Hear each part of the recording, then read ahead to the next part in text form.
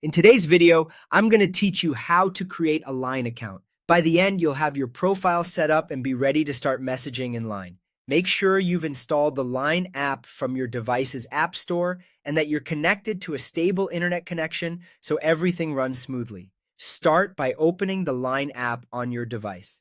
If it's your first time launching it, you'll land on the welcome screen. This is where you'll begin creating your account. Next, tap Sign Up. This tells Line you're creating a new account rather than logging into an existing one. You may see a brief notice about terms and privacy.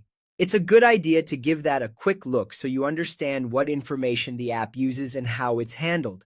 You'll then be asked to choose your country. Pick the country that matches your current location or the one associated with the services you plan to use in Line. This helps Line apply the correct regional settings.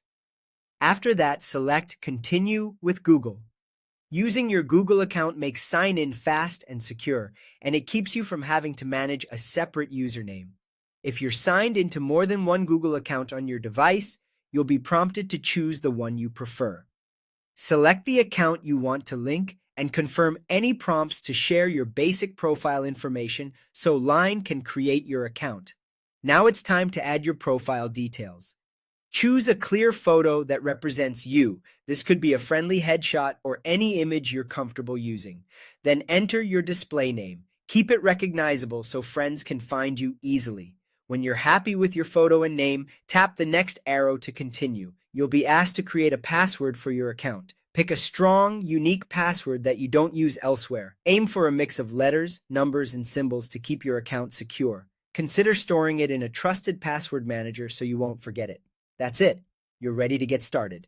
Your new Line account is active, and you can begin exploring chats, adding friends, and customizing your experience. If the app asks about syncing contacts or sending notifications, choose what works best for you.